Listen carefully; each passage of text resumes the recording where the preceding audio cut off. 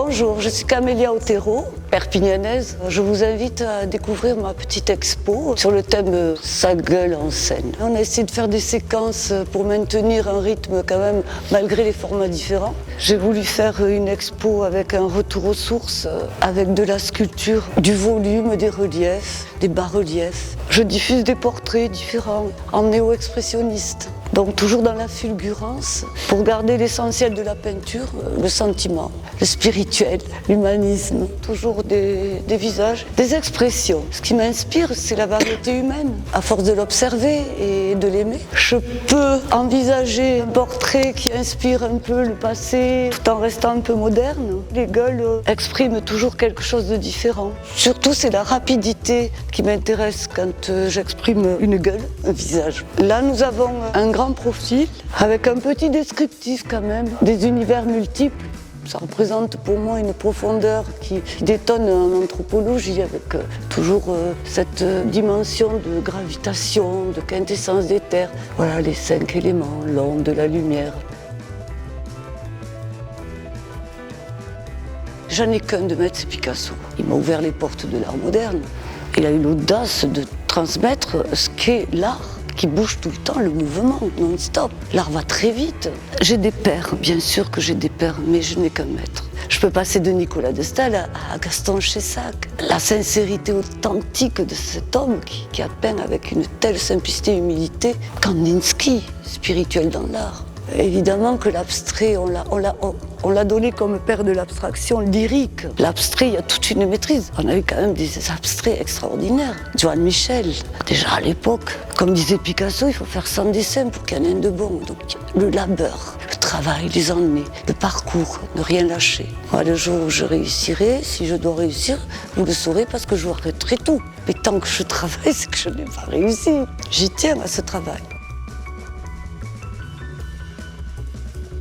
Moi, je suis née dans une famille, on parlait pratiquement que de l'art, et notamment de Picasso. C'est pourquoi je connais Picasso dans son message, ses citations. Il les reprenait et les transmettait et les diffusait, donc ça lui appartenait, quoi. Dès lors qu'on comprend quelque chose, qu'on le transmet, bravo. C'est comme dans les influences de l'art. On est des suiveurs, ni plus ni moins. Même Picasso, il a eu ses inspirations et ses maîtres. Quand on parcourt un temps soit peu Goya, mais on ne peut être que humile. C'est un génie d'ailleurs, dans la lignée des génies, il n'y a pas d'âge. De Giotto à Goya. Et dans l'art moderne, pareil, il y a une autre lignée qui s'est produite. Mais l'art moderne, évidemment, c'est encore un bébé, je vais dire. La gestation, elle est faite, mais c'est dans la phase du bébé encore. Donc on a tout à découvrir encore et encore. Et ce qui me passionne, c'est que tout est à faire, tout le temps. J'essaye de maîtriser plusieurs styles dans ma discipline pour qu'il en sorte quelque chose et qu'un style apporte à l'autre. Et j'arrive à faire une correspondance entre l'un et l'autre. Je cherche à les associer. Donc c'est tout un travail que je dois encore parcourir. Et on verra.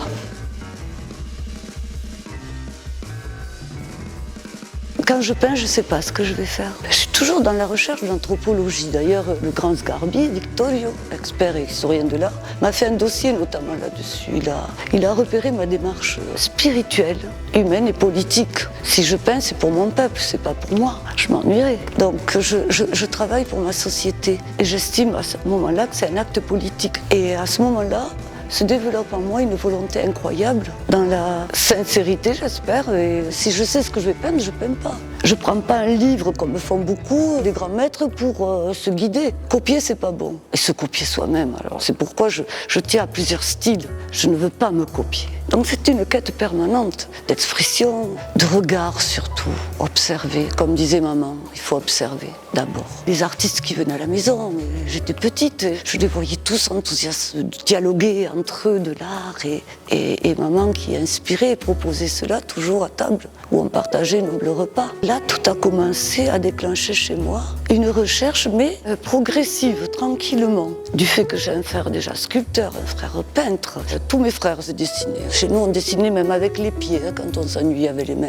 Donc on faisait toujours comme maman, elle sculptait. Des fois, elle prenait une boule de glaise, elle l'avait dans la main, elle nous parlait, et elle était en train de la sculpter et elle la montrer. Et tout ça, ça a nourri ma tenue de route. Le fait d'aller exposer à l'étranger, je suis une enfant du pays. Si je n'expose pas à un moment donné dans ma ville, on dit international, ça ne doit pas impressionner. C'est facile maintenant, on a des moyens incroyables pour se déplacer. Par contre, il faut avoir l'audace d'aller s'affronter à 800 ou 1200 peintres du monde entier. Ça oui, je préfère. Et là, voilà, tout se joue là et on échange et on voit et on dimensionne le sujet qu'est l'art. Je pense que dans l'art, l'émotion n'a pas lieu d'être. Je pense que je le laisse pour la déco ou pour nos rapports humains, mais pas dans l'art. L'émotion ne dure que quelques instants. Là, c'est le réveil des consciences. On ne la découvre pas de suite. Et en fait, je veux déranger aussi, pour justement impliquer la personne à aller un peu plus loin. Je vais être très maladroite de parler de moi-même. J'estime que mon travail doit parler tout seul. Et quelque plus, oui, dans l'intérêt d'échanger au niveau de la culture, le devoir que nous avons. C'est le baromètre d'une société, il faut s'alarmer quand l'art bat de l'aile, car ce sera conséquent sur l'être humain. Alors quand mes gars le dérangent, il faudrait qu'ils se regardent et se dérangent avec eux-mêmes d'abord. Moi, je les provoque pour cela. C'est un message en fait que je veux passer. Réveillez-vous. Oui, on en est là. Et finalement, je ne vais pas vous donner du Minoret ou du maniérisme ou du... Non, tout a été fait de toute façon.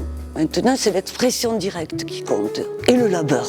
On ne se révèle pas artiste d'un coup, ça c'est pas possible. Ça, je veux bien qu'il y en ait qui le croient, mais je les mets au défi. Qui me donne un quart d'heure, je serai une lame gilette. Je les persuaderai pourquoi. J'ai fait un livre là-bas où j'ai dit critiquez-moi mais ne me jugez pas. Parce qu'en fait, les visiteurs, ça leur appartient, mais ça ne m'appartient plus à moi. En tout cas, je vous remercie. Je remercie ma ville et à toutes ces équipes. Je peux encore exprimer mon travail.